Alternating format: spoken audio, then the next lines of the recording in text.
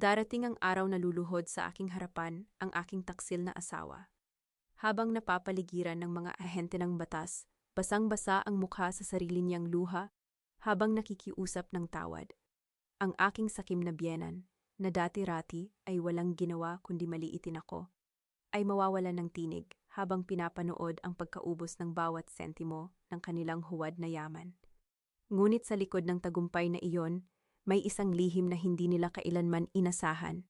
Isang lumang sulat mula sa aking yumaong ama na may hawak ng susi sa isang nakatagong ari-arian sa Batangas na hindi ko kailanman binanggit kahit kanino. Paano ko nagawang panatilihin ang aking malamig na ngiti habang unti-unting hinuhukay ang sarili nilang libingan? Ngunit bago kumarating ang rurok ng aking pagbawi, kailangan ko munang dumaan sa pinakamalamig na gabi ng aking buhay sa loob ng opisina ng isang doktor. Honey, isipin mo na lang ang kapayapaan mo. Konting pirma na lang sa kasunduan ng pagbebenta ng lupa at pwede ka nang magpahinga ng walang inaalalang trabaho sa huling 3 buwan mo. Oo nga naman, Elena. Huwag ka nang makulit. Para sa ikabubuti mo rin ito at para naman may maiwan kang maganda para sa asawa mo na nagpakapagod mag-alaga sa'yo sa mga huling sandali mo. Ang mga salitang iyon ay nagmula sa aking asawa, si Hector, at sa aking biyenan na si Doña Lourdes, habang nakatayo sila sa tabi ng aking higaan sa ospital. Sa kanilang mga kamay ay hawak ang isang makapal na folder na naglalaman ng aking medikal na record mula kay Dr. Renato Villarreal. Ayon sa papel na iyon, ako ay may cancer sa lapay, ikalawang yugto at mabilis na kumakalat.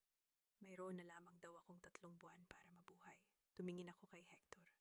Ang kanyang mga mata ay mapula, tila pagod sa pag-iyak, ngunit sa ilalim ng mga luhang iyon ay may isang kislap ng kasabikan na hindi niya tuluyang maitago. Ang aking biyena naman ay hindi mapakali ang mga kamay. Dahan-dahang hinahaplos ang kanyang mamahaling bag na tila ba nakabili na siya ng bago gamit ang perang hindi pa nila hawak. Sa halip na umiyak o magwala, tulad ng inaasahan ng isang karaniwang babae, naramdaman ko ang isang kakaibang lamig sa aking buong katawan. Isang malamig na liwanag ng katotohanan ang gumising sa aking diwa. Hinawakan ko ang piraso ng papel na naglalaman ng aking diagnosis. Bilang tagapamahala ng Salazar Foods sa loob ng halos 20 taon, ang aking mga mata ay sanay sa pagsusuri ng mga numero at code ng mga produkto. At doon ko napansin ang isang maliit na detalye sa kanang sulok sa itaas ng papel. Ang nakasulat na patient ID code ay JM1042. Ngunit ang aking record sa ospital na ito, na pag-aari ng pamilya ng aking ama, ay palaging nagdidilim sa code na ES0842. Isang malaking pagkakamali, o marahil isang sadyang pagpapalit. Honey, please sign this now. Mr. Cruz galing sa real estate conglomerate ay naghihintay na sa lobby sa ibaba. We only have 3 hours bago mag-expire ang emergency corporate resolution na inihanda ko para sa board meeting ng Salazar Foods. Bulong ni Hector sa aking tainga, ang kanyang hininga ay amoy alak at kape. Ang kanyang boses ay puno ng pagmamadali, isang uri ng pagkabalisa na hindi angkop para sa isang asawang nagluluksa. Sa sandaling iyon, dahan-dahang pumasok si Ging Santos, ang aking sekretarya sa pabrika. May hawak siyang tablet at nag-aalalang tumingin sa akin. Ma'am Elena, tumatawag po ang mga pinuno ng unyon ng mga manggagawa. Nabalitaan po nila ang tungkol sa emergency board meeting at ang balak na pagbebenta ng lupain ng pabrika. Humihingi po sila ng paliwanag dahil 200 pamilya ang maapektuhan. Sabihin mo sa kanila na maghintay, malamig kong sagot. Ang aking boses ay patag at walang emosyon. Walang magaganap na pagbebenta nang walang formal kong pahintulot. But Elena, mabilis nang sumabat si Doña Lourdes. Ang kanyang boses ay biglang tumalas. Huwag ka nang matigas ang ulo. Ang pabrika na iyan ay pabigat na sa kalusugan mo. Isipin mo naman ang asawa mo.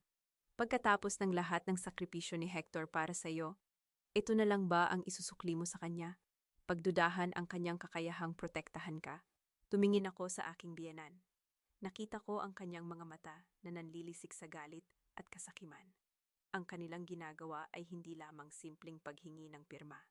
Ito ay isang panggigipit, isang malupit na laro kung saan ginagamit nila ang aking di umano'y kamatayan upang makuha ang lahat ng aking pinaghirapan. Sa loob ng aking dibdib, ang bawat tibok ng aking puso ay tila isang babala. Hindi ako iiyak. Hindi ko ipapakita sa kanila na ako ay nasasaktan. Ang aking ama ay nag-iwan sa akin ng Salazar Foods, hindi upang maging kasangkapan ng mga taong walang ibang alam, kundi ang manghingi ng pera. Hector, tawag ko sa aking asawa. Dahan-dahang inaalis ang aking kamay sa kanyang hawak. Ibigay mo sa akin ang panulat. Isang mabilis na ngiti ang dumaan sa mukha ni Hector. Inabot niya sa akin ang gintong panulat na ako mismo ang bumili para sa kanya noong aming anibersaryo. Inilagay niya ang kontrata sa aking kandungan. Kinuha ko ang panulat. Ngunit sa halip na pirmahan ang kasunduan sa pagbebenta ng lupa, isinulat ko ang aking pangalan sa isang maliit na piraso ng papel na naglalaman ng kahilingan para sa isang internal audit ng Salazar Foods. Isang sugnay na nakatago sa aming corporate bylaws na tanging ang presidente lamang ang maaring mag-utos. Ang audit na ito ay automatikong mag-freeze sa lahat ng bank accounts ng kumpanya sa loob ng 48 oras para sa anumang malaking transaksyon. Ipinasa ko ang papel kay Jeannie Guerin Santos. Ipahatid mo ito agad sa bangko, ngayon din. At sabihin mo kay Mr. Cruz na ang pulong ay ipinagpapaliban ko sa susunod na linggo. Ano, halos sumigaw si Hector. Ang kanyang mukha ay biglang namutla. Elena, hindi mo pwedeng gawin ito. The developers will pull out their offer if we don't sign today. Mawawalan tayo ng milyon-milyong piso. Hindi tayo mawawalan, Hector, sagot ko, habang dahan-dahang bumabangon mula sa aking higaan. Inalis ko ang swero sa aking kamay nang walang pag-aalinlangan. Binaliwala ang maliit na patak ng dugo na lumabas sa aking balat. Dahil ang Salazar Foods ay hindi ibebenta. At para sa aking sakit, sa tingin ko ay kailangan ko ng isa pang opinyon mula sa ibang doktor. Tumingin ako sa aking asawa. Ang aking mga mata ay malamig at matalas tulad ng yelo. Sa unang pagkakataon sa aming 20 taong pagsasama, nakita ko ang tunay na takot sa kanyang mga mata. Alam niya at alam ko na ang kanyang laro ay nagsisimula pa lamang magkagulo. Magpahinga muna kayo ni Mama sa labas, sabi ko, habang kinukuha ang aking telepono at pitaka sa ibabaw ng lamesa. May kailangan lang akong tawagan na mahalagang tao. Lumabas silang dalawa nang may mabibigat na hakbang, habang ako ay naiwang mag-isa sa silid. Handa nang simulan ang aking tahimik, ngunit mapanirang pagganti. Ang lumang simbahan ng San Sebastian sa Laguna ay palaging nababalot ng amoy ng nasusunog na kandila at luma, tuyong kahoy. Sa loob ng halos 20 taon, ito ang aking takbuhan sa tuwing mabigat ang aking dibdib mula sa mga suliranin, sa pabrika, o sa tuwing nararamdaman ko ang malamig na pakikitungo ng pamilya ng aking asawa. Ngunit ngayon, habang nakaupo ako sa pinakahuling hilera ng mga kahoy na upuan, walang kapayapaan sa aking puso. Hawak ko sa aking kanang kamay ang kopya ng aking medikal na record na aking nakuha mula sa ospital, habang ang aking kaliwang kamay naman ay dahan-dahang hinahaplos ang aking sariling tiyan. Walang masakit sa akin. Walang kakaibang pakiramdam. Maliban sa bahagyang pagod dahil sa panggigipit ni Hector, ako ay malusog. Ngunit bakit may papel na nagsasabing ang aking mga araw ay bilang na? Isang mahinang tunog ng pag-iyak mula sa kabilang dulo ng altar ang kumuha ng aking pansin. Sa ilalim ng mahinang liwanag ng dambana, nakita ko ang isang babaeng gayko. Nakasuot ng kupas na t-shirt at maong. Ang kanyang balikat ay nanginginig sa bawat paghikbi. Nang dahan-dahan siyang lumingon upang punasan ang kanyang mga luha. Nakilala ko siya. Si Jessa Manalo.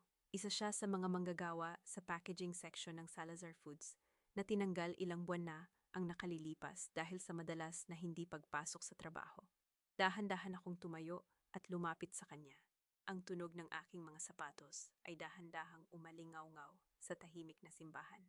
Jessa? Tawag ko sa isang napakahinahong boses. Nagulat siya at mabilis na pinunasan ang kanyang mukha nang makita ako. Ma'am Elena, pasensya na po kayo.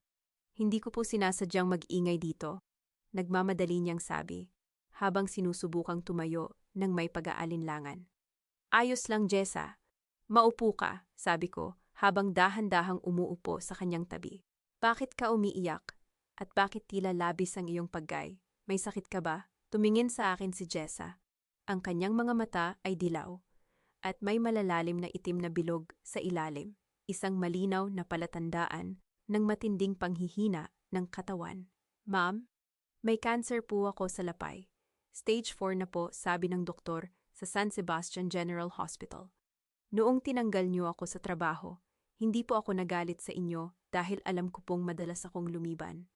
Ginamit ko po ang aking natitirang ipon para sa aking mga laboratory tests. Ngunit ano, Jessa? Tanong ko, habang ang aking puso ay nagsisimulang tumibok ng mabilis, ngunit ang aking mukha ay nananatiling walang emosyon. May nangyari pong kakaiba sa records ko, ma'am. Sabi ng nurse noong una, nawawala raw po ang aking laboratory results sa sistem ng ospital. Tapos, pagkalipas ng isang araw, ibinalik po nila, ngunit sinabi ng doktor na hindi naman daw po gaanong malubha ang aking sitwasyon at maaari akong uminom ng mga simpleng gamot muna. Ngunit pakiramdam ko po ay unti-unti na akong kinakain ng sakit. Wala po akong pera para lumipat sa ibang ospital. Kinuha ko ang aking telepono at binuksan ang larawan ng aking sariling diagnosis. Ang pasyenteng may code na JM1042 ay may stage 4 pancreatic cancer. JM Jessa Manalo. Ang aking dugo ay tila naging yelo sa aking mga ugat. Ang lahat ng mga piraso ng puzzle ay dahan-dahang nabuo sa aking isipan. Ang aking asawa na si Hector ay nakipagsabwatan kay Dr. Renato upang kunin ang totoong resulta ng cancer ni Jessa at ilagay ito sa ilalim ng aking pangalan, habang ang malinis na resulta ng aking pagsusuri ay itinapon o itinago. Sa pamamagitan nito, pinapaniwala nila ako na ako ay malapit ng mamatay upang mabilis kong pirmahan ang pagbebenta ng lupain ng pabrika na nagkakahalaga ng daan-daang milyong peso. At ang mas masakit pa rito, dahil sa kanilang kasakiman, ang isang totoong may sakit na tulad ni Jessa ay pinagkaitan ng tamang gamot upang lamang mapanatili ang kanilang lihim. Ma'am Elena, okay lang po ba kayo? Tanong ni Jessa nang mapansin ang aking pananahimik. Humarap ako sa kanya at dahan-dahang hinawakan ang kanyang malamig na kamay. Jessa, nais kong tulungan ka. Dadalhin kita sa Manila upang magpatingin sa isang mas magaling na doktor. Ako ang magbabayad ng lahat ng iyong gastusin sa ospital. Nanlaki ang mga mata ni Jessa sa gulat, hindi makapaniwala sa aking mga salita. Mabilis siyang kumuha ng isang bagay sa kanyang bulsa at inabot ito sa akin, isang lumang rosaryo na gawa sa kahoy na may gas-gas na krus. Ma'am, wala po akong maitutumbas sa kabutihan ninyo. Ito lang po ang mayroon ako. Ibinahagi ito sa akin ng aking ina bago siya pumanaw.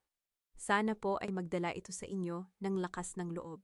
Tinanggap ko ang rosaryo, ang magaspang na ibabaw ng mga kahoy na beads ay dahan-dahang bumaon sa aking palad habang hinahawakan ko ito ng mahigpit. Ito ang aking magiging paalala na ang labang ito ay hindi lamang para sa aking sarili, kundi para sa mga taong binaliwala ng kasakiman ni Hector. Bago kami maghiwalay, ipinakita sa akin ni Jessa ang kanyang lumang slip mula sa ospital. Sa ibaba ng dokumento, may isang maliit, kulay asul na selyo na may pirma ng nag-apruba ng laboratorio. Ang pirma ay kay Dr. Renato Villarreal, isang oncologist na pumipirma sa isang simpleng laboratory extraction slip ng isang karaniwang manggagawa. Bakit kailangang personal na makialam si Renato sa dokumento ni Jessa kung hindi ito bahagi ng isang mas malaking plano? Lumabas ako ng simbahan at agad na tinawagan si Attorney Miguel Reyes habang naglalakad patungo sa aking kotse. Miguel, kailangan ko ng isang malaking pabor, sabi ko sa isang malamig at tiyak na boses nang sumagot siya. Gusto kong lihim mong i-audit ang lahat ng transaksyon ni Hector sa nakalipas na 6 na buwan. Tumingin ka sa anumang ugnayan niya kay Dr. Renato Villarreal o sa San Sebastian General Hospital. Elena, anong nangyayari? Nag-aalalang tanong ni Miguel sa kabilang linya. Ang iyong ama ay nag-iwan ng mga mahigpit na tagubilin tungkol kay Hector bago siya pumanaw. Ngunit kailangan natin ng konkretong ebidensya bago natin magawang harangan ang kanyang mga kilos sa kumpanya ng tuluyan. Makukuha natin ng ebidensya, Miguel. Siguraduhin mo lang na ang temporary bank freeze na iniutos ko kanina ay hindi magagalaw ng kahit sino. Matapos ang tawag, nagmaneho ako pauwi sa mansyon ng mga Salazar. Ang bahay ay tahimik nang pumasok ako, ngunit ang amoy ng mamahaling pabango ni Doña Lourdes, ang paborito niyang Chanel No. 1, ay malakas na sumalubong sa akin sa sala. Dahan-dahan akong naglakad sa madilim na bahagi ng pasilyo, patungo sa hagdanan, nang marinig ko ang isang boses mula sa itaas. Lumapit ako sa gilid ng pader upang makinig. Ay nako, Mare, konting tiis na lang talaga. Ang boses ni Doña Lourdes ay umaalingaw-ngaw sa buong pasilyo habang kausap ang kanyang kaibigan sa telepono. Sinasabi ko sa'yo, pirma na lang ng baog na yan ang kulang. Kapag natuloy ang pirmahan sa susunod na linggo, bibilhin ko na ang bagong SUV na pinag-uusapan natin. May porsyento rin si Paulo para sa kanyang bagong negosyo sa Maynila. Hayaan mo na si Elena. Mamamatay din naman siya sa loob ng ilang buwan. Mabilis lang ang pancreatic cancer, kaya wala na siyang magagawa, kundi iwan ang lahat ng ari-arian sa aking anak. Nakatayo ako sa dilim. Ang aking mukha ay walang kahit isang emosyon, habang ang mga salita ng aking biyenan ay dahan-dahang pumapasok sa aking pandinig. Hinawakan ko ng mas mahigpit ang kahoy na rosaryo ni Jessa sa aking bulsa. Hinahayaan ang magaspang na krus na bumaon sa aking balat upang paalalahanan ako ng aking layunin. Kinabukasan, maaga pa lamang ay naghanda na ako para sa aking pag-alis patungong Maynila. Habang inaayos ko ang aking blusa sa harap ng salamin, pinagmasdan ko ang aking sarili. Walang kahit isang bakas ng panghihina sa aking mukha. Ngunit kailangan kong patuloy na magsuot ng maskara ng isang may sakit sa harap ng pamilya Salazar. Dahan-dahan akong bumaba ng hagdanan, hawak ang aking handbag, nang biglang sumulpot si Hector mula sa kusina. May hawak na isang basong maligamgam na tubig. "Honey, nasaan ang punta mo?" tanong niya. Ang kanyang boses ay puno ng huwad na pag-aalala habang hinaharangan ang aking daan patungo sa pinto. "You are sick. Dapat ay nagpapahinga ka lang dito sa bahay. Sinabi na ni Dr. Renato na iwasan mo ang pagod." "Kailangan kong pumunta sa ating warehouse sa Batangas, Hector," sagot ko sa isang napakahinahong boses, habang dahan-dahang umiiwas sa kanyang hawak. "Gusto kong personal na masuri ang natitirang inventaryo. Hindi ko maaaring hayaan ang mga manggagawa na isipin na pinababayaan ko na sila dahil lamang sa ako ay bahagyang nanghihina." Kumunot ang noo ni Hector at nakita ko ang mabilis na pagbabago sa kanyang ekspresyon. "I can go there for you, Elena. Ako na ang hahawak ng inventaryo. You shouldn't be driving in your condition. Baka mapano ka pa sa daan." "Salamat sa pag-aalala mo, Hector," muli kong sagot. Ang aking mukha ay nanatiling walang kahit anong emosyon. Ngunit mas mabuting ikaw ang manatili rito upang ihanda ang mga dokumento para sa board meeting, hindi ba? Iyon naman ang mas mahalaga sa'yo. Hindi na siya nakasagot. Lumabas ako ng mansyon at sumakay sa aking SUV. Habang tinatahak ko ang kahabaan ng South Luzon Expressway patungong Maynila, naramdaman ko ang bigat ng katahimikan sa loob ng sasakyan. Hindi ako patutungong Batangas. Ang aking destinasyon ay ang St. Jude Medical Center sa Maynila, kung saan naghihintay si Dr. Santos, ang dating kaklase at matalik na kaibigan ng aking yumaong ama. Nang marating ko ang ospital, pinarada ko ang aking sasakyan sa isang madilim na sulok ng parking lot. Bago ako bumaba, binuksan ko ang aking pitaka at kinuha ang isang lumang, gasgas na litrato ng aking ama. Pinagmasdan ko ang kanyang mga matatag at mapagkakatiwala ang mga mata. "Papa, gabayan ninyo po ako," bulong ko sa aking sarili, habang dahan-dahang hinahaplos ang mukha ng aking ama sa litrato. "Tulungan ninyo akong protektahan ang Salazar Foods na inyong binuo gamit ang inyong dugo at pawis. Hindi ko hahayaang makuha ito ng mga taong walang ibang alam, kundi ang sumira ng buhay." Ito ang aking sandali ng lakas. Iniligpit ko ang litrato, huminga ng malalim, at naglakad patungo sa klinika ni Dr. Santos. Agad akong sinalubong ng doktor at isinailalim sa isang serye ng mabilis, ngunit masusing pagsusuri, mula sa ultrasound hanggang sa kumpletong pagsusuri ng dugo. Ang bawat minuto ng paghihintay sa labas ng kanyang opisina ay tila isang walang katapusang parusa. Ang amoy ng alkohol at ang malamig na sementadong dingding ng ospital ay nagpaalala sa akin ng kawalang katiyakan ng aking buhay sa nakalipas na mga araw. Pagkalipas ng 2 oras, tinawag ako ni Dr. Santos sa loob ng kanyang silid. May hawak siyang isang puting sobre. Elena, panimula niya habang inaayos ang kanyang salamin. Gusto kong malaman mo na walang anumang bakas ng cancer sa iyong katawan. Ang iyong amylase at lipase levels ay ganap na normal at ang ultrasound ng iyong pancreas ay walang ipinapakitang kahit anong abnormalidad. Ikaw ay ganap na malusog. Bagaman alam ko na ang katotohanan sa aking isip, ang marinig ito mula sa isang mapagkakatiwalaang doktor ay nagdulot ng isang malalim na pakiramdam ng kaluwagan sa aking dibdib. Ngunit kasabay ng kaluwagang iyon ay ang isang naglalagablab at malamig na galit. Ang aking asawa at ang kanyang kaibigang doktor ay sadyang nagnanais na paniwalain akong malapit na akong mamatay.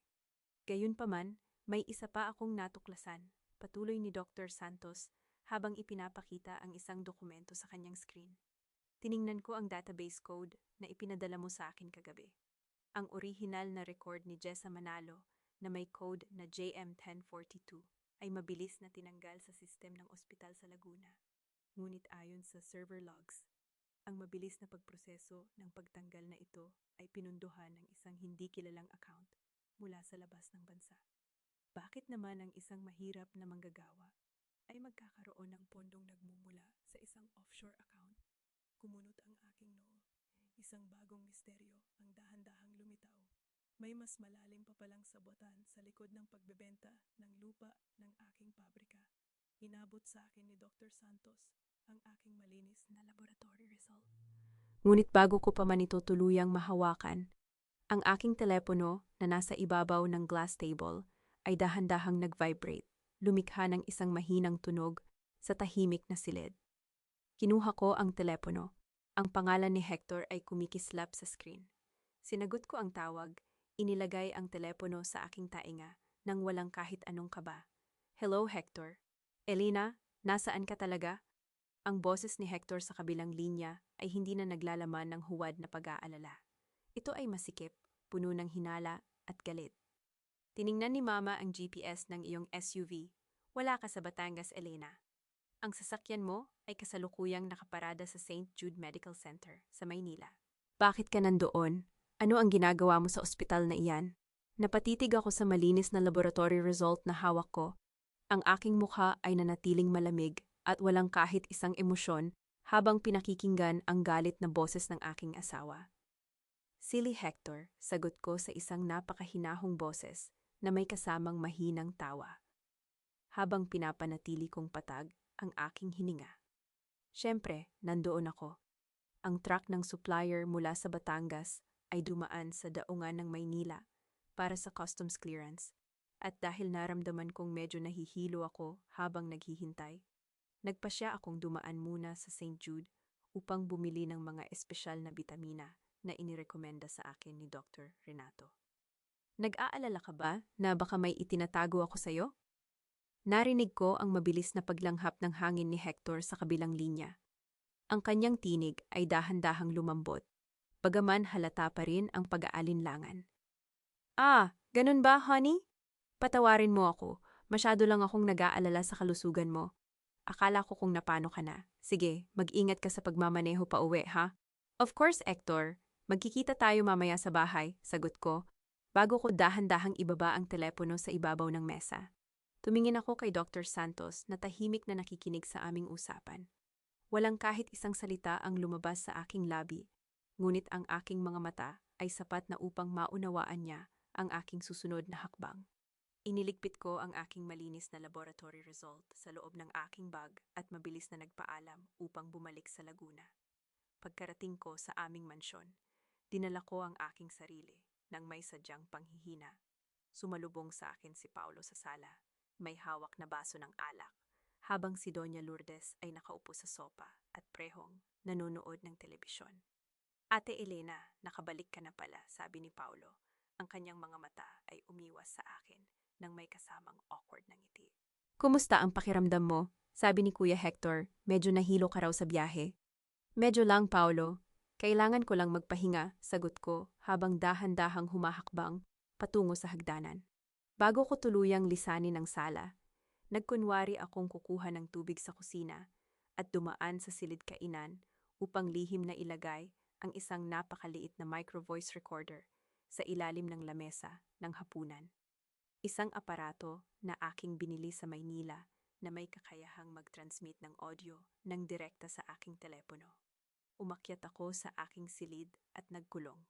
Nagtimpla ako ng isang tasa ng chamomile tea upang pakalmahin ang aking sistema. Naupo ako sa aking desk, pinatay ang lahat ng ilaw sa silid maliban sa isang maliit na desk lamp, at binuksan ang app sa aking telepono. Ang dahan-dahang pagbuhos ng mainit na tsaa sa aking lalamunan ay sumabay sa pagsisimula ng audio transmission mula sa ibaba. Ang aking pamilya ay kasalukuyan ng naghahapunan. Hector, siguraduhin mong mapapapirma mo si Elena sa susunod na linggo. Ang boses ni Doña Lourdes ay malinaw na umalingaw-ngaw sa aking earphone. Ang mga pinagkakautangan ni Paulo sa kasino sa Maynila ay nagbabanta nang ipapahuli siya sa pulis kung hindi niya mababayaran ang kanyang mga lumang utang. Kailangan natin ang paunang bayad mula sa developer. Mama, relax. Ginagawa ko ang lahat, sagot ni boses ni Hector. Ang kanyang tinig ay puno ng kayabangan. Unti-unti ko nang pinapahina ang kanyang katawan gamit ang mga sedatibo na inihahalo ko sa kanyang mga bitamina gabi-gabi. Dr. Renato is also preparing the final documents. Kapag nakuha natin ang tseke, ilalagay natin ang malaking bahagi ng pera sa account na inihanda ni Renato sa labas ng bansa. Ang memo ng transaksyon ay nakasulat sa ilalim ng pangalang Project S. Siguraduhin mo lang, kuya, sumingit si Paulo. Dahil kung hindi, baka unahan na ako ng mga Bombay. Gusto ko ring mabili ang bagong kotse na pinag-usapan natin kapag natapos na ang lahat ng ito.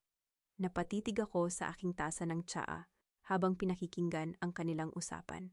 Walang kahit isang luha ang lumabas sa aking mga mata. Ang aking puso ay naging kasing tigas ng bato. Ang mga taong ito na aking tinulungan, binayaran ang kanilang mga utang, at binigyan ng bubong sa ibabaw ng kanilang mga ulo, ay nagpaplano ng aking kamatayan habang kumakain ng pagkaing binili gamit ang aking sariling pera. Project S. Ito ang pangalan ng transaksyon na binanggit ni Dr. Santos kanina. Isang lihim na account na nakatago sa ibang bansa upang tariyan ng pera mula sa pagbebenta ng aking pabrika. Habang abala ako sa pagsusuri ng impormasyong ito, nakarinig ako ng mga mahihinang hakbang na dahan-dahang papalapit sa pinto ng aking opisina sa bahay. Ang bawat hakbang ay tila isang babala sa gabi.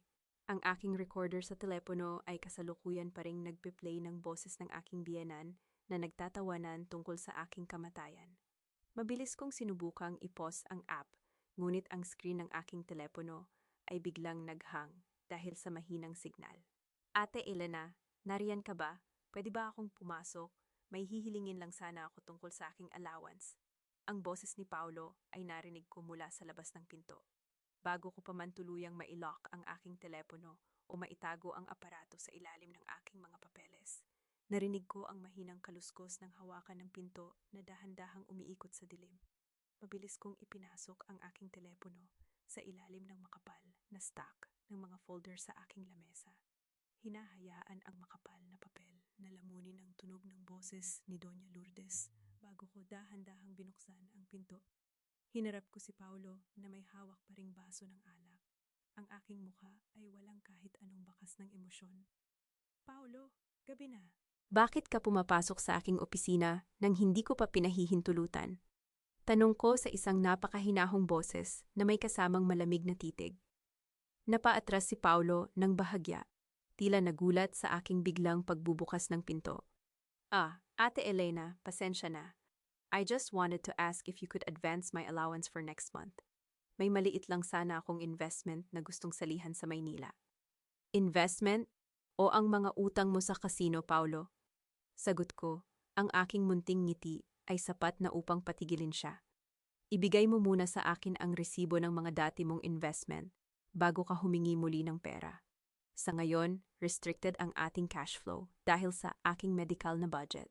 Kung kailangan mo talaga ng pera, magtanong ka sa kuya mo. Bago pa man siya makasagot, dahan-dahan ko nang isinarado ang pinto sa kanyang mukha. Wala akong oras para sa kanyang mga kasinungalingan. Kinabukasan, maaga kong inayos ang paglipat kay Jessa sa isang ligtas at prestihiyosong pribadong klinika sa Maynila. Ako mismo ang nagbayad ng kanyang unang agresibong chemotherapy cycle gamit ang aking personal na bank account na hindi konektado sa Salazar Foods. Sa loob ng tahimik na silid ng ospital, nakaupo si Jessa sa tabi ng bintana. Ang kanyang buhok ay dahan-dahang nalalagas dahil sa epekto ng unang gamot. Hawak niya ang isang suklay. Ang kanyang mga mata ay puno ng lungkot habang pinapanood ang bawat hibla ng buhok na nalalaglag sa kanyang kandungan. Kumuha ako ng isang gunting mula sa lamesa ng nurse, lumapit sa kanya, at dahan-dahang tumayo sa kanyang likuran. Hayaan mong tulungan kita, Jessa, bulong ko. Hindi nagsalita si Jessa, dahan-dahan lamang siyang tumango. Sa bawat paggupit ko sa kanyang buhok, walang kahit isang salita ng reklamo o iyak ang lumabas sa aming mga labi. Ang tanging naririnig lamang sa silid ay ang dahan-dahang kaluskos ng gunting. Ito ang aming tahimik na kasunduan, isang pagkakaisa ng dalawang babaeng binaliwala at tinangkang sirain ng mga taong sakim. Pumasok si Atty. Miguel Reyes sa silid. May hawak na isang itim na leather folder. Tumingin siya sa amin nang may seryosong mukha. Elena, may nakuha kaming mahalagang impormasyon sa aming panimulang audit, panimula ni Miguel, habang inilalatag ang mga dokumento sa lamesa. Ang bank account sa ilalim ng pangalan ni Paulo ay kamakailan lamang nakatanggap ng 5 milyong piso. Ang nagpadala ng pera ay ang Sovereign Land Holdings, ang real estate developer na nagpipilit na bumili ng lupa ng Salazar Foods. Ito ang patunay na may lihim na komisyon silang inihanda para sa pamilya ni Hector. At si Dr. Renato, tanong ko habang tinatapos ang paggupit sa buhok ni Jessa. Si Renato naman ay may natanggap na hiwalay na deposito sa kanyang offshore account sa Singapore. Ngunit ang mas nakababahala rito ay ang pangalan ng account holder ng Dummy Corporation na naglipat ng pera kay Renato. Ang korporasyong iyon ay rehistrado sa ilalim ng pangalan ng biyenan mo, si Doña Lourdes. Isang malamig na ngiti ang dumaan sa aking mukha. Ang lahat ng kanilang mga transaksyon ay dahan-dahang lumalabas sa liwanag. Upang mapanatili ang aking maskara bilang isang walang alam na may sakit, nagpasya akong bumisita sa klinika ni Dr. Renato sa Laguna ng hapong iyon. Pumasok ako sa kanyang opisina, dahan-dahang umupo sa harap ng kanyang desk, at pinagmasdan ang kanyang reaksyon habang inaayos niya ang aking huwad na record. Elena, you look a bit pale today, sabi ni Renato, ang kanyang boses ay puno ng peking pag-aalala. Sinisiguro mo ba na naiinom mo ang mga bitamina na ibinibigay sa iyo ni Hector gabi-gabi? Siyempre, Dr. Renato, sagot ko sa isang napakahinahong boses, habang nakatitig ng diretso sa kanyang mga mata. Napakabisa ng mga bitaminang iyon. Minsan nga ay nagdudulot ito sa akin ng labis na pagpapahinga, na tila ba ako ay nasa loob ng isang panaginip, o marahil isang bangungot na malapit ko ng gisingan. Nakita ko ang mabilis na pagtibok ng ugat sa kanyang leeg at ang kanyang mga kamay na may hawak na panulat ay bahagyang nanginginig bago niya ito ibaba sa lamesa. Mabuti naman kung ganoon, Elena. Kailangan mong magtiwala sa amin ni Hector para sa ikabubuti mo. Nagtitiwala ako sa inyo, Renato, higit pa sa inaakala mo, malamig kong sagot bago ako tumayo at lumabas ng kanyang opisina. Nang gabing iyon, habang nakaupo ako sa aking opisina sa bahay upang suriin ang mga dokumentong ipinadala ni Miguel, ang aking telepono ay dahan-dahang nag-vibrate sa ibabaw ng lamesa. Ang pangalan ni Jessa ay kumikislap sa screen. Sinagot ko ang tawag, ngunit bago ko pa man siya batiin, narinig ko ang kanyang nanginginig na boses mula sa kabilang linya.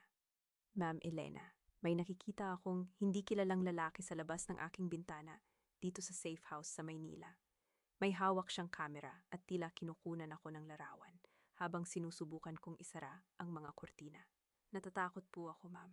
Alam na po ba nila kung nasaan ako? Napatayo ako sa aking upuan. Ang aking buong katawan ay nabalot ng malamig na tensyon habang pinakikinggan ang takot sa boses ni Jessa. Jessa, makinig ka sa akin. Dahan-dahan kang lumayo sa bintana. Pumasok ka sa banyo at ilak mo ang pinto. Huwag kang gagawa ng kahit anong ingay. Bulong ko sa telepono habang pilit kong pinapanatiling mahinahon ang aking boses upang hindi siya magpanik. Tinatawagan ko na ang security team na aking inarkila para sa iyo. Sila ay darating sa loob ng 5 minuto. Matapos kong ibaba ang telepono, agad kong tinawagan ang private security agency na aking binayaran gamit ang aking personal na pondo. Inutusan ko silang mabilis na ilipat si Jessa sa isang ligtas na serviced apartment sa gitna ng Makati, kung saan may mahigpit na bantay at hindi basta-basta makakapasok ang mga espiya ni Hector. Malinaw na sa akin na nagsisimula nang maghinala si Hector sa biglang pagkawala ng records ni Jessa at sinusubukan nilang hanapin ang totoong biktima upang burahin ang anumang ebidensya ng kanilang sabwatan. Upang maiwasan ang mga mata ng aking asawa, nagpa siya akong makipagkita kay Attorney Miguel Reyes sa Memorial Park sa Laguna, kung saan nakalibing ang aking yumaong ama, si Don Eduardo Salazar. Ang malawak at tahimik na damuhan sa ilalim ng malaking puno ng akasya ang pinakaligtas na lugar para sa aming pagpupulong nang walang sino mang makakapanood sa amin. Inabot sa akin ni Miguel ang isang maliit, kalawangin, ngunit matatag na susi at isang lumang steel box na may mga ukit ng lumang disenyo. Elena, ito ang susi ng personal na safe ng iyong ama na itinago niya sa aking opisina bago siya pumanaw. Sinabi niya sa akin na ibigay ko lamang ito sa iyo kapag naramdaman kong ikaw ay nasa ilalim ng matinding panganib mula sa pamilya Salazar. Dahan-dahan kong ipinasok ang susi sa lumang safe.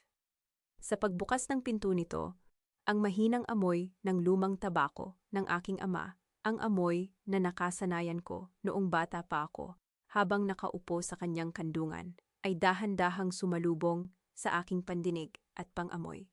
Naramdaman ko ang isang malalim na pangungulila, ngunit kasabay nito ay ang isang matatag na lakas na tila ba ang aking ama ay nakatayo sa aking tabi upang protektahan ako mula sa kabilang buhay. Kinuha ko ang mga dokumento sa loob ng safe. Ito ay isang di pampublikong annex ng corporate bylaws ng Salazar Foods na ginawa ng aking ama. Basahin mo ang 3 sugnay, Elena, bulong ni Miguel habang pinagmamasdan ang aking mukha. Ang anumang paglilipat ng ari-arian o pagbebenta ng lupain ng Salazar Foods ay hindi magkakaroon ng bisa kung ang presidente ay idineklarang walang kakayahang pisikal o may sakit, maliban na lamang kung ito ay aprobado ng 2 independenteng medikal na lupon mula sa labas ng probinsya at may formal na pahintulot mula kay Attorney Miguel Reyes. Isang malamig na ngiti ang sumilay sa aking mga labi. Ang plano ni Hector na gamitin ang peking diagnosis ni Dr. Renato upang pilitin akong magbenta ay legal na patay na mula pa noong una. Ang aking ama, sa kanyang labis na karunungan, ay nakita na ang kasakiman ni Hector at gumawa ng isang pader upang protektahan ako bago pa man niya ako iwan. Ngunit may isa pa tayong problema, Elena, seryosong dagdag ni Miguel. Si Hector ay nakakuha ng mga kopya ng ating land titles at mga panloob na selyo ng kumpanya upang ihanda ang kontrata sa Sovereign Land Holdings. Ibig sabihin, may traidor sa loob ng pamunuan ng Salazar Foods na nagtatrabaho para sa kanya. Malalaman ko kung sino ang traidor na yon sa lalong madaling panahon, Miguel, malamig kong sagot habang ibinabalik ang mga dokumento sa aking bag. Nang gabi ring iyon, pag-uwi ko sa mansyon ng mga Salazar, sumalubong sa akin si Hector sa sala. Hindi siya nakasuot ng kanyang karaniwang pambahay na damit. Siya ay nakasuot ng polo at tila hindi mapakali, pabalik-balik sa paglalakad habang hawak ang kanyang tablet. Elena, mabuti at nakabalik ka na, nagmamadali niyang sabi. Ang kanyang boses ay may kasamang kakaibang panginginig ng kasabikan. The legal team of Sovereign Land Holdings just sent the final draft of the contract. Inayos ko na rin ang board meeting para sa pagpirmahan bukas ng umaga sa loob mismo ng pabrika. Lahat ay nakahanda na, honey. Pirma mo na lang ang kulang para makapagsimula ka ng magpahinga. Sa sandaling iyon, dahan-dahang tumunog ang notification ng aking tablet sa loob ng aking bag. Binuksan ko ito at nakita ang isang opisyal na email mula sa developer. Ang kontrata ng pagbebenta ay naka-schedule na para sa pirmahan bukas ng 8:00 ng umaga. Tumingin ako kay Hector, pinagmamasdan ang kanyang mapagpanggap at desperadong mukha. Hawak ko pa rin ang kalawangin, ngunit matatag na susi ng aking ama sa aking bulsa. Dahan-dahang hinahaplos ang matatalas na gilid nito. Pagpasok ko sa silid-kainan, sumalubong sa akin si Doña Lourdes na may hawak na mangkok ng mainit na sopas. Ang kanyang mukha ay nababalot ng isang bihirang ngiti na tila ba siya ang pinakamabait na biyenan sa mundo. Elena, nagluto ako ng sopas para sa'yo, malambing niyang sabi, habang inilalagay ang mangkok sa aking tapat. Kailangan mong kumain upang lumakas ang iyong katawan. Inihalo ko na rin dyan ang mga bitamina na ibinigay ni Dr. Renato. Salamat po, Mama, sagot ko, habang dahan-dahang umuupo. Nang tumalikod si Doña Lourdes upang kumuha ng isang basong tubig sa kusina, mabilis kong binuhat ang mangkok at ibinuhos ang sopas sa malaking paso ng halaman sa tabi ng bintana ng silid-kainan. Mabilis kong pinunasan ang gilid ng mangkok gamit ang tissue upang magmukhang naubos ko ito bago siya makabalik. Nang maupo si Hector sa aking tabi, dahan-dahan akong umubo ng mahina. Hinahawakan ng aking dibdib na tila ba ako ay nahihirapan sa paghinga. Nakita ko ang isang mabilis na kislap ng tagumpay sa mga mata ni Hector habang pinapanood ako. Honey, okay ka lang ba? Tanong niya habang dahan-dahang hinahaplos ang aking likod. Don't worry, pagkatapos ng pirmahan bukas, pwede ka nang magpahinga ng tuluyan. Ako na ang bahala sa lahat. Dahan-dahan akong tumango, nagkunwaring nanghihina habang itinutukod ang aking siko sa lamesa. Sa ilalim ng lamesa, ang aking kaliwang kamay ay nakakuyom ng mahigpit sa isang maliit na anti-stress ball. Pinisil ko ito ng napakahigpit hanggang sa mamuti ang aking mga kasukasuan upang mapigilan ang aking sarili sa paghampas sa nakangiting mukha ng aking asawa. Ito ang aking gintong sandali ng pagbabalat kayo. Isang tahimik na dusa na malapit ng matapos. Nang hating gabi, nagdahilan akong kukuha ng sariwang hangin sa labas upang makalabas ng mansyon nang hindi sila naghihinala. Nagtungo ako sa isang maliit na panaderya malapit sa pabrika ng Salazar Foods upang lihim na makipagkita kay Mang Tomas, ang pinuno ng unyon ng mga manggagawa, kasama ang ilang pinagkakatiwalaang pinuno. Mang Tomas, panimula ko sa isang napakahinahong boses, ngunit may kasamang matatag na determinasyon. Bukas ng 8:00 ng umaga, darating si Hector kasama ang mga kinatawan ng Sovereign Land Holdings para sa pagpirma ng kontrata. Gusto kong tipunin ninyo ang lahat ng 200 manggagawa sa labas ng pangunahing opisina. Huwag kayong matatakot. Ang pamana ng aking ama ay hindi kailanman babagsak sa kamay ng mga buwaya. Magtiwala kayo sa akin. Nandito po kami para sa inyo, Ma'am Elena, matatag na sagot ni Mang Tomas. Hinding-hindi po namin kayo iiwan.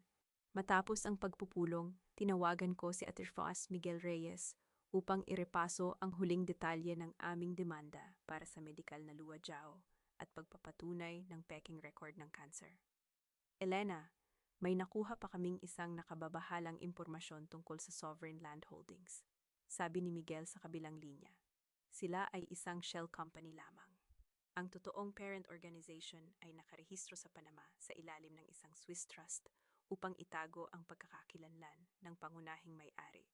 Ngunit ayon sa aming pagsasaliksik, ang bayaw ni Dr. Renato Villarreal ay nakalista bilang isang minor partner. Sino ang pangunahing tao na may hawak ng Swiss trust na ito na nagnanais na sirain ang Salazar Foods? Isang bagong katanungan ang dahan-dahang gumulo sa aking isipan. May mas malaki pa palang kaaway na nagtatago sa likod ni na Hector at Renato. Pagbalik ko sa bahay, sinalubong ako ni Hector sa sala. May hawak siyang isang pirasong papel at isang panulat. Ang kanyang mukha ay sadyang masaya habang nakatingin sa akin, habang si Doña Lourdes ay nakatayo sa kanyang likuran, nakangiti ng may kasamang pananabik. Honey, bago ang formal na pagpirmahan bukas, kailangan mo munang pirmahan itong pre-signing authorization document gabi pa lang. Malambing na sabi ni Hector habang iniaabot sa akin ang panulat. Ito ay para sa mabilis na paglilipat ng corporate seal ng pabrika sa aking pangalan para hindi na tayo maabala bukas. Tinitigan ko ang papel.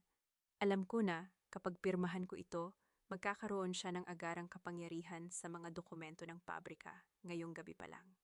Kinuha ko ang panulat, dahan-dahang inilagay ang aking kamay sa ibabaw ng papel upang magkunwaring magsisimula ng sumulat.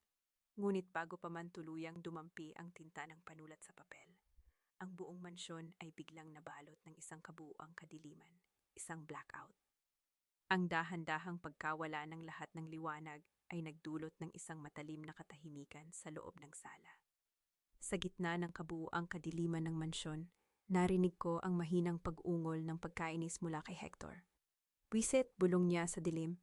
"Kung kailan naman kailangan ang pirma mo, Elena. Sandali lang, gagamitin ko ang flashlight ng telepono ko para makapirma ka." "Wag na, Hector," sagot ko sa isang napakahinahong boses, habang dahan-dahang tumatayo at inilalagay ang panulat sa ibabaw ng lamesa. Biglang sumakit ang aking ulo dahil sa dilim. Pakiramdam ko ay hihimatayin ako kung hindi ako makakahiga agad. "Bukas na natin asikasuhin iyan sa pabrika. Hindi naman aalis ang Salazar Foods ngayong gabi." Bago pa man siya makapagsalita muli upang pigilan ako, dahan-dahan na akong naglakad patungo sa hagdanan gamit ang aking memorya sa bawat sulok ng bahay. Ligtas akong nakarating sa aking silid, iniwan silang dalawa ni Doña Lourdes na nagbubulungan sa dilim ng sala. Kinaumagahan, maaga akong pumasok sa aking opisina sa loob ng pabrika ng Salazar Foods. Habang binubuksan ko ang pinto, laking gulat ko nang makita si Paulo na nagmamadaling naghahanap sa loob ng aking mga drawer. Tila may hinahanap na mahalagang bagay. "Paulo," malamig kong tawag na nagpatigil sa kanyang mga kamay. "Naghahanap ka ba ng selyo ng kumpanya? O baka naman naghahanap ka ng barya para sa susunod mong laro sa kasino?" Namutla si Paulo at mabilis na isinarado ang drawer. "Ah, Ate Elena, hindi. May hinahanap lang akong lumang file na ipinapahanap ni Kuya Hector." "Sige, lalabas na ako." Nagmamadali siyang lumabas ng aking opisina nang hindi man lang makatingin sa aking mga mata. Upang pakalmahin ang aking isipan, lumabas ako ng pangunahing gusali at naglakad patungo sa likod ng pabrika, malapit sa cafeteria. Nakita ko ang 3 ligaw na pusa na palaging umaaligid doon. Umupo ako sa isang maliit na bangko at dahan-dahang nagbuhos ng kaunting pagkain para sa kanila. Habang pinapanood ko ang mga pusa na kumakain, napansin ko ang ilang mga manggagawa sa malayo na tahimik na nagmamasid sa akin. Sila ay nagbubulong-bulungan. Ang kanilang mga mukha ay puno ng matinding pag-aalala para sa aking kalusugan dahil sa aking sadyang maputlang hitsura. Naramdaman ko ang init ng kanilang pagmamahal. Ang mga taong ito na nagtrabaho kasama ng aking ama ay ang totoong pamilya na dapat kong protektahan. Bumalik ako sa aking opisina at nakatanggap ng mensahe mula kay Jessa. Sinabi niya na ang kanyang mga kapitbahay sa Laguna ay nagbalita na may mga hindi kilalang lalaki na sapilitang pumasok sa kanyang lumang bahay kagabi upang maghanap ng kanyang mga medikal na record. Siniguro ko sa kanya na siya ay ligtas sa Makati at walang dapat ipag-alala. Pagkatapos ng ilang minuto, tumawag si Dr. Santos sa aking telepono. "Elena, may nakuha akong impormasyon mula sa aking kontak sa klinika ni Dr. Renato. Nagmamadali siyang nag-impake ng kanyang mga gamit kagabi at nag-book na ng flight patungong Singapore para sa hapon ngayong araw. Plano niyang tumakas pagkatapos ng pirmahan ninyo ni Hector bukas." "Hindi siya makakatakas, Dr. Santos," sagot ko habang nakatitig sa labas ng aking bintana. Agad kong tinawagan si Attorney Miguel Reyes at ang mga ahente ng National Bureau of Investigation, NBI, na aming nakaugnayan. Inayos namin ang kanilang posisyon sa paligid ng pabrika at sa loob ng silid-pulong upang ihanda ang bitag para kay Hector at Renato. Eksaktong 8:00 ng umaga, dumating ang kotse ni Hector sa labas ng gate ng pabrika, kasama si Doña Lourdes sa loob. Ngunit bago pa man makapasok ang kanyang sasakyan, humarang ang halos 200 manggagawa ng Salazar Foods sa harap ng gate sa pangunguna ni Mang Tomas. Sila ay may hawak na mga placard at nagkakaisa sa paghiling ng paliwanag tungkol sa balitang pagbebenta ng lupain ng pabrika. Binuksan ni Hector ang bintana ng kanyang kotse. Ang kanyang mukha ay pulang-pula sa galit. Pinindot niya ang busina ng kotse ng paulit-ulit, lumikha ng isang matinis at nakatutulig na tunog na umaalingaw-ngaw sa buong bakuran ng pabrika. "Umalis kayo sa daan, mga hampas lupa," sigaw ni Hector sa mga manggagawa habang patuloy na pinatutunog ang busina. "Sasagasaan ko kayo kapag hindi kayo gumabi. Ang pabrikang ito ay akin na, kaya wala kayong karapatang harangan ako. Nakatayo ako sa bintana ng aking opisina sa ikalawang palapag. Tahimik na pinapanood ang kanyang pagkawala ng kontrol habang ang matinis na tunog ng busina ay patuloy na umaalingaw-ngaw sa buong bakuran. Bago ako bumaba ng hagdanan upang harapin ang nagkakagulong bakuran, pumasok muna ako sa banyo ng aking opisina. Pinagmasdan ko ang aking sarili sa salamin. Kinuha ko ang aking paboritong pulang lipstick at dahan-dahang inilapat ito sa aking mga labi. Ito ang aking gintong sandali ng paghahanda, ang aking pulang pintura ng digmaan. Ako ay hindi isang may sakit na biktima. Ako ay si Elena Salazar, ang anak ni Don Eduardo Salazar. At bukas ang aking mga mata sa bawat dumi ng kanilang laro. Lumabas ako ng gusali at naglakad patungo sa nagkakagulong gate ng pabrika. Nang makita ako ng mga manggagawa, dahan-dahan silang natahimik. Mang Tomas, tawag ko sa isang napakahinahong boses na narinig ng lahat. Pakiusap, papasukin ninyo ang aking asawa at ang kanyang mga kasama. May mahalaga kaming pagpupulong na gaganapin sa loob ng silid-pulong ngayon. Hayaan ninyong matapos ang araw na ito ng may kapayapaan. Tumingin sa akin si Mang Tomas, dahan-dahang tumango at sumigaw sa mga manggagawa upang lisanin ang daan. Mabilis na ipinasok ni Hector ang kanyang kotse sa loob ng bakuran. Lumabas siya ng sasakyan, pilit na inaayos ang kanyang gusot na polo habang naglalakad patungo sa akin na may kasamang pekeng ngiti. Honey, bakit hinayaan mong harangan ako ng mga hampaslupang iyan? Bulong niya sa aking tabi, habang pilit kong iniiwasan ang kanyang tangkang paghawak sa aking balikat. Let's go inside the conference room. Kanina pa naghihintay ang mga kinatawan ng Sovereign Land Holdings. Pagpasok namin sa silid-pulong, nakaupo na doon si Doña Lourdes at si Paulo. Sila ay nakasuot ng kanilang pinakamarangyang damit at mamahaling alahas, na tila ba sila ay dadalo sa isang selebrasyon ng kanilang bagong kayamanan. Kasama rin nila si Dr. Renato Villarreal at ang dalawang opisyal ng real estate developer. Ngunit bago pa man magsimula ang pagpupulong, isang hindi inaasahang bisita ang dahan-dahang pumasok sa silid. Siya ay si Miss Grace Victoria, isang senior legal officer mula sa Securities and Exchange Commission, SEC. Napakunot ang noo ni Hector nang makita ang bagong dating. Excuse me, sino ka? Ang pulong na ito ay para lamang sa mga opisyal ng Salazar Foods at Sovereign Land. Ako ay narito bilang isang regulatory observer, sagot ni Miss Grace sa isang formal na boses habang mauupo sa dulo ng lamesa. May natanggap kaming formal na kahilingan na suriin ang legalidad ng transaksyong ito. Tumingin si Hector sa lead representative ng Sovereign Land, na dahan-dahang tumango upang sabihing huwag mag-alala. Inilapag ng kinatawan ang makapal na kontrata sa ibabaw ng glass table. Ma'am Elena, please sign on page 15, sabi ng kinatawan habang iniaabot ang kontrata sa aking tapat. Kapag napirmahan ninyo ito, ang paunang bayad na 300 milyong peso ay direktang papasok sa account na inihanda ng inyong asawa. Inabot sa akin ni Hector ang gintong panulat. Lumapit si Doña Lourdes sa aking likuran. Ang kanyang mga mata ay nanlilisik sa kasakiman habang pinapanood ang bawat galaw ng aking kamay. Dahan-dahan kong kinuha ang panulat at inilagay ang dulo nito sa ibabaw ng linya ng aking pirma. Ngunit bago pa man tuluyang dumampi ang tinta sa papel, bumukas ang pinto ng silid-pulong. Pumasok si Attorney Miguel Reyes, kasama ang 3 lalaking nakasuot ng formal na coat na may hawak na mga itim na folder. Inilagay ni Miguel ang kanyang kamay sa ibabaw ng kontrata. Pinatitigil ang aking kamay. Ang kontratang ito ay walang bisa. Tumayo si Hector na nanlilisik ang mga mata sa galit, habang ang panulat sa kanyang kamay ay dahan-dahang gumulong at gumawa ng isang matalim na tunog sa ibabaw ng lamesang salamin bago ito bumagsak sa sahig.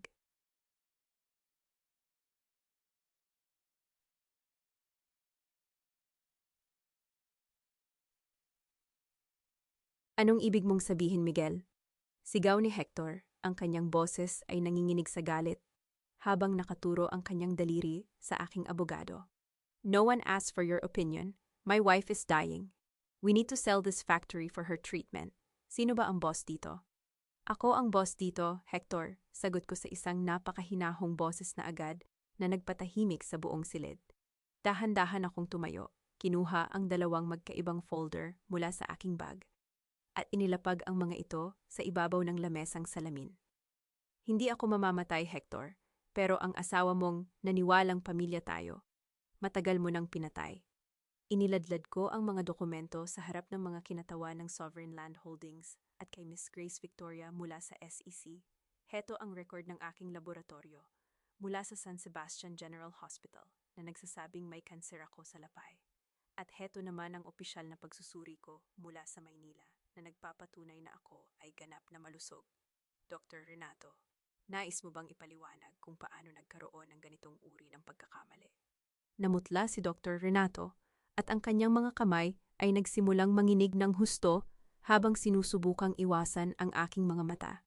Elena, may nagkagulo sa database. It was an administrative error. Isang administrative error na muntik ng kumitil ng buhay ng ibang tao? Malamig kong tanong habang dahan-dahang bumubukas ang pinto ng silid-pulong. Pumasok si Jessa Manalo, kasama ang isang ahente ng National Bureau of Investigation, NBI. Bagaman gaygo dahil sa kanyang sakit, ang kanyang mga mata ay naglalaman ng isang matatag na katotohanan. Hindi po error iyan, Dr. Renato, matatag na sabi ni Jessa habang nakaturo kay Renato. Ninakaw ninyo ang aking resulta ng cancer upang ibigay kay Ma'am Elena, habang ako ay iniwan ninyong naghihingalo ng walang gamot para lamang mapanatili ang inyong lihim. Sinungaling!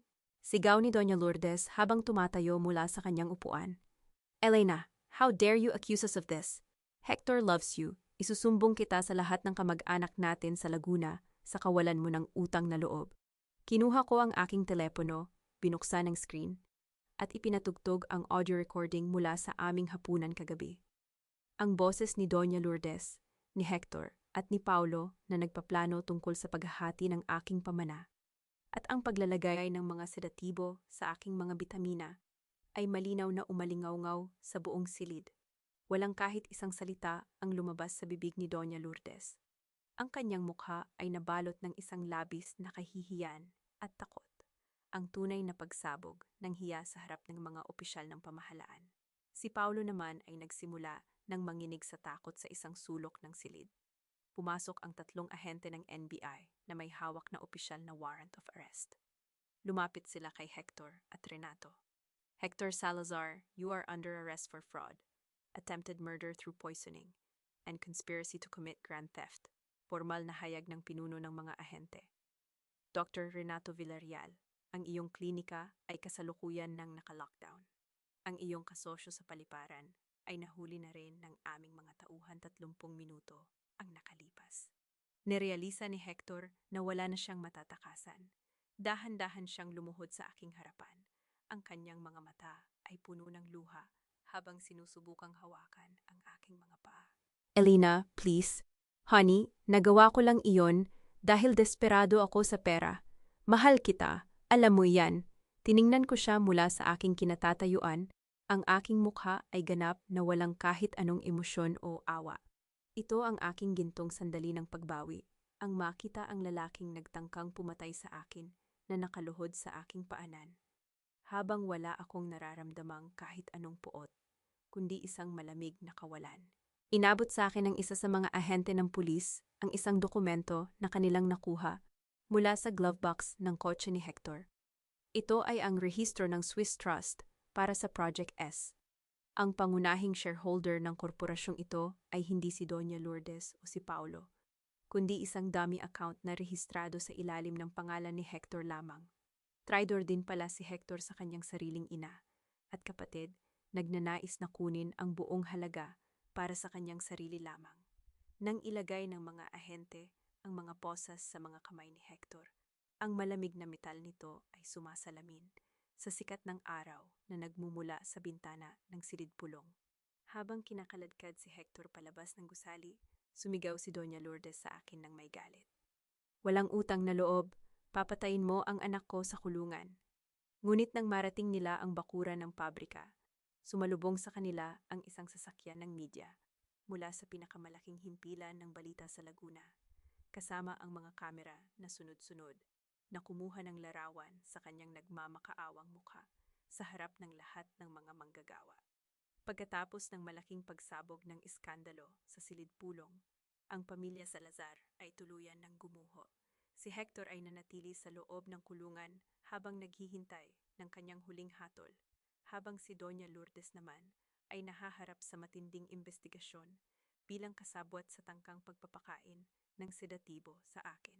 Ang kanilang huwad na karangalan sa Laguna ay tuluyan ng naglaho. Isang hapon, habang naglalakad ako patungo sa aking sasakyan sa parking lot ng pabrika, biglang sumulpot si Paulo mula sa likod ng isang puno. Ang kanyang mukha ay gaygo. Ang kanyang marangyang damit ay pinalitan ng isang simpleng kupas na polo at ang kanyang mga mata ay puno ng takot. Ate Elena, kausapin mo naman ako, nagmamakaawa niyang sabi habang sinusubukang lumapit sa akin ng may pag-aalinlangan. Wala akong kinalaman sa plano ni Kuya Hector na lasunin ka. Pinilit niya lang ako dahil sa mga utang ko sa kasino. Ate, wala na akong matakbuhan. Kunin mo na ang lahat ng gusto mo, huwag mo lang akong hayaang makulong. Pakiusap, tulungan mo ako pambayad sa aking mga utang. Tiningnan ko si Paulo sa isang napakahinahong boses. Ang aking mga kamay ay nakalagay sa aking bulsa habang pinapanatili ko ang aking distansya. Ang pagpapatawad ay hindi ibig sabihin na kailangan kitang iligtas muli, Paulo. Pinatawad na kita dahil ayaw ko nang bitbitin ang bigat ng galit sa aking puso. Ngunit ang bawat desisyon mo sa buhay ay may katapat na pananagutan. Harapin mo ang iyong mga utang ng mag-isa. Bago pa man siya makapagsalita muli, sumakay na ako sa aking sasakyan at dahan-dahang iniwan siya na nakatayo sa ilalim ng init ng araw. Kinabukasan, hinarap ko ang lahat ng 200 manggagawa ng Salazar Foods sa isang malaking pagtitipon sa bakuran ng pabrika. Inihayag ko sa kanila na ang pabrika ay hindi kailanman ibebenta at ang kanilang mga trabaho ay ligtas. Bukod dito, sa tulong ni Attorney Miguel Reyes, inayos ko ang paglilipat ng 1% ng mga share ng kumpanya upang maging isang welfare fund para sa mga manggagawang naglingkod sa amin sa loob ng mahabang panahon. Ang kanilang malalakas na palakpakan at masisayang sigaw ay nagdala ng isang tunay na kapayapaan sa aking puso. Si Jessa, matapos ang kanyang matagumpay na operasyon at paggaling sa Maynila, ay formal ko ng inanyayahan na bumalik sa Salazar Foods bilang pinuno ng Employee Welfare Department. Ang kanyang anak na babae naman ay ligtas na ring nakabalik sa kanyang pag-aaral sa universidad, naganap na pinunduhan ng ating bagong pundasyon. Bago matapos ang araw, nagtungo ako sa harden sa tabi ng opisina ng aking ama. Kasama ang anak ni Jessa, dahan-dahan naming itinanim ang isang bagong puno ng mangga sa gitna ng harden. Ito ang aking gintong sandali ng pagpapanumbalik. Isang simbolo ng panibagong buhay na dahan-dahang tutubo mula sa lupang inalagaan ng aking ama.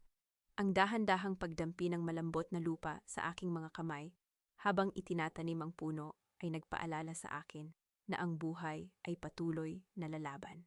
Pumasok ako sa aking opisina upang ayusin ang aking mga gamit bago umuwi. Sa ibabaw ng aking lamesa, nakita ko ang isang sobreng walang pangalan. Walang selyo, walang nakasulat sa labas. Nang buksan ko ang sobre, dahan-dahang lumabas ang isang kalawangin, ngunit pamilyar na susi. Ang susi ng lumang bahay bakasyunan ng aking ama sa Batangas, na aking nakalimutan na sa loob ng maraming taon. Kasama nito ang isang piraso ng liham na isinulat sa kamay. Ang amoy ng papel ng lumang sulat ay dahan-dahang sumalubong sa akin. Nagdadala ng isang pamilyar na alaala mula sa aking kabataan. Ngunit nang tingnan ko ang lagda sa ibaba ng sulat, napatigil ako. Ang lagdang iyon ay hindi kay Attorney Miguel Reyes. Ito ay pag-aari ng isang tao na hindi ko na narinig ang pangalan sa loob ng 20 taon. Isang pangalan mula sa aking kabataan, bago pa man pumasok si Hector sa aking buhay. Ang nakasulat na pangalan ay Gabriel.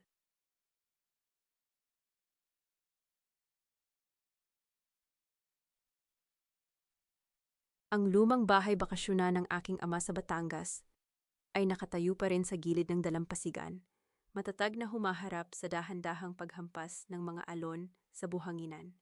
Matapos kong gamitin ang lumang susing iniwan sa aking lamesa, Binuksan ko ang mga bintana upang hayaang pumasok ang sariwang hangin at ang amoy ng asin mula sa dagat. Ang bawat sulok ng bahay na ito ay naglalaman ng mga alaala ng aking kabataan. Noong ang buhay ay simple pa at wala pa ang mga matatalas na laro ng kasakiman.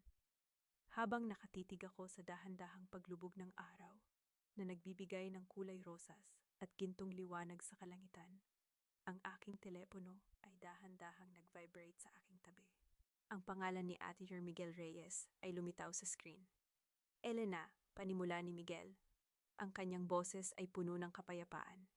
Gusto ko lang ibalita sa iyo na pinalna ang desisyon ng korte. Ang pagpapawalang bisa sa inyong kasal ni Hector ay opisyal na. At wala na siyang anumang karapatan sa mga ari-arian mo o sa Salazar Foods. Si Hector ay nasentensyahan ng 12 taong pagkabilanggo. At si Doña Lourdes naman ay tuluyan nang nawalan ng kanyang mga ari-arian dahil sa mga multa sa panloloko. Ikaw ay ganap ng malaya. Salamat, Miguel, sa lahat ng tulong mo upang ipaglaban ang pamana ng aking ama, sagot ko sa isang napakahinahong boses, bago ko dahan-dahang ibaba ang telepono sa aking tabi. Huminga ako ng malalim, hinahayaan ng simoy ng dagat na dumaan sa aking buhok. Sa mga nakalipas na buwan, madalas kong itanong sa aking sarili kung nagawa ko na ba silang patawarin. At ngayon, habang nakatingin ako sa malawak na dagat, alam ko na ang sagot. Pinatawad ko na sila. Ngunit ang aking pagpapatawad ay hindi nangangahulugang ibabalik ko ang aking tiwala o hahayaan ko silang saktan akong muli. Pinatawad ko sila upang palayain ang aking sariling puso mula sa bigat ng galit. Ang pagdadala ng puot ay tila pag-inom ng lason at pag-asa na ang ibang tao ang mamatay. At ako ay mas matalino kaysa roon. Nakahanap ako ng kapayapaan, hindi dahil nanalo ako sa korte o dahil naitabi ko ang aking pabrika. Nakahanap ako ng kapayapaan dahil sa wakas, matapos ang 20 taon ng pamumuhay para sa ibang tao, ay natutunan ko ng piliin ang aking sarili. Para sa mga kababaihang Filipina na nakikinig sa aking kwento, nais kong malaman ninyo na ang sakripisyo ay isang magandang katangian, ngunit hindi ito dapat maging dahilan ng inyong sariling pagkasira. Ang isang babae ay hindi nabibigo sa buhay dahil lamang sa nagtapos ang kanyang kasal. Minsan, ang pagtatapos ng isang nakalalasong relasyon ay ang mismong dako kung saan ang iyong tunay na buhay ay magsisimula muli. Dahan-dahan akong umupo sa mainit na buhanginan, may hawak na isang tasa ng mainit na kape. Hinayaan ko ang malamig na tubig ng dagat na dahan-dahang basain ang aking mga paa sa bawat pag-alon nito. Ito ang aking gintong sandali ng ganap na kalayaan, ang uminom ng kape ng mag-isa, habang walang sinumang nagdidikta ng aking halaga o nagpaplano ng aking pagbagsak. Ako ay nag-iisa, ngunit hindi ko kailanman naramdaman ang kalungkutan. Ako ay masaya. Habang ang araw ay tuluyan ng nagtatago sa likod ng guhit ng langit at dagat, nakarinig ako ng mga mahihina at dahan-dahang hakbang sa buhanginan mula sa aking likuran. Isang pamilyar at malambing na boses ang dahan-dahang tumawag sa aking pangalan, Elena. Sa pagkakataong ito, hindi ako lumingon ng may kasamang kaba o panginginig ng puso ng isang babaeng nangangailangan ng tagapagligtas. Dahan-dahan akong tumayo, pinagpaga ng buhangin sa aking damit, at dahan-dahang lumingon ng may kasamang malawak, matatag at payapang ngiti sa aking mga labi. Handang harapin ang aking panibagong kinabukasan sa sarili kong mga tuntunin. https://docs.google.com Document had YE8CBSP0 Dabert Sexy WFUKC GMTMVILD POT AEMCJ IVU NBQ MQM EDIT USP Cars Sharing